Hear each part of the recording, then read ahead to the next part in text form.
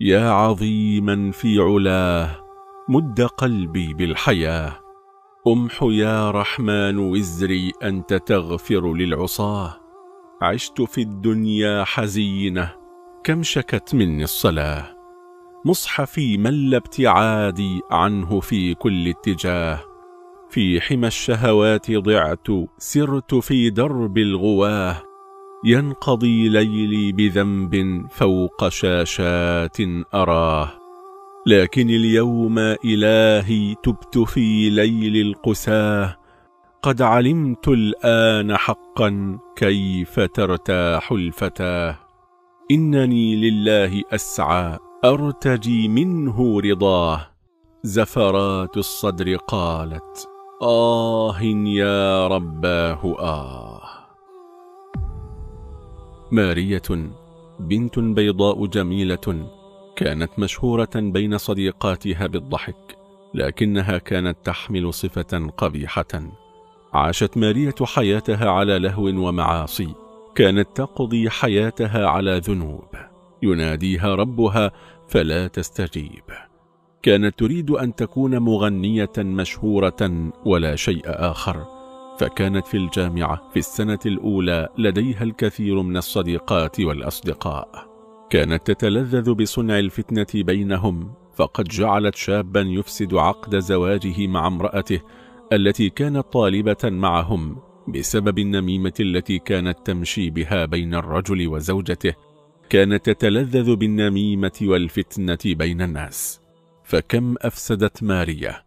وانتهت السنة الأولى من الجامعة لتسقط مارية ضحية لعلاقة محرمة كانت لا تبالي ولا شيء يردعها ولا شيء يخيفها، لكنه الله الجبار.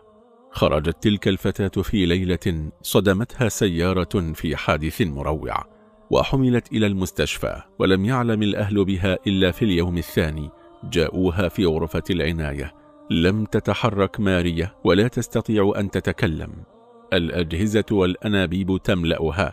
كانت أمها تحاول أن تقرأ عليها آيات من القرآن الكريم، فإذا سمعتها اضطربت واهتزت وتحركت في سريرها، فتخاف الأم وتوقف القراءة. ظلت على ذلك أسبوعا كاملا. كان ملك الموت واقفا عند رأسها، لم يكن واحدة من الممرضات عندها، وبدأت الروح تخرج وتغرغر في حلقها.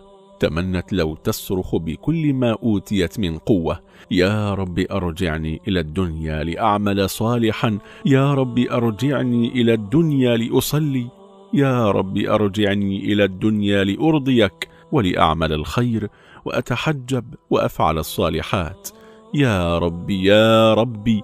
وخرجت روحها وفارقت الحياة. فتحدثت إحدى الفتيات التي غسلتها وقالت: والله كان وجه مارية أسود غير طبيعي أبدا، لكن الفاجعة الكبرى التي أبكت كل من حولها وأبكت المرأة المغسلة أن الغائط كان يخرج من فم تلك الفتاة. تقول المغسلة: كلما نظفت فمها عاد مرة أخرى وامتلأ بتلك القاذورات السوداء. كنت أستغفر الله وأبكي وأدعو لها بالرحمة، فقد ربطت رأسها وما زال في فمها تلك الروائح الكريهة. فسألت تلك المغسلة: هل كانت تلك الفتاة مشهورة بمعصية معينة؟ فقيل لها: نعم، كانت تنم بين الفتيات وتوقع الفتنة بينهن بغيبة وكذب محرم. قال الله سبحانه وتعالى في القرآن الكريم في سورة قاف: بسم الله الرحمن الرحيم: وجاءت سكرة الموت بالحق ذلك ما كنت منه تحيد، ونفخ في الصور ذلك يوم الوعيد، وجاءت كل نفس معها سائق وشهيد، لقد كنت في غفلة من هذا فكشفنا عنك غطاءك فبصرك اليوم حديد. وقال قرينه: هذا ما لدي عتيد، ألقيا في جهنم كل كفار عنيد، مناع للخير معتد مريب، الذي جعل مع الله إلها آخر فألقياه في العذاب الشديد. فعلى ماذا تريد أن تموت؟ على شهادة وتوحيد، أم على معاصي وقيود؟ على قرآن ونور، أم على الآلام والهموم؟ على دموع توبة في جوف الليل، أم على دموع آلام الموت وحشرجة الحلقوم؟ توبوا الآن يا عباد الله وادعوا ربكم. يا رب يا رب يا رب، أمتنا على ما يرضيك. لا نريد أن نموت على فسق وفجور، لا نريد أن نموت على غير طاعتك، لا نريد مشقة في نطق لا إله إلا الله محمد رسول الله.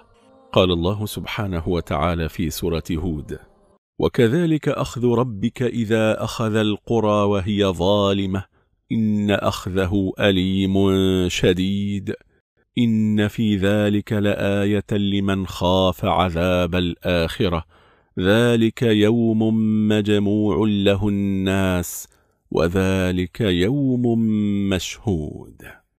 هكذا اللحظة الأخيرة تمر على الإنسان، فإما أن يوفق فيها إلى خاتمة حسنة، نسأل الله ذلك، وإما أن يموت على غيرها والعياذ بالله.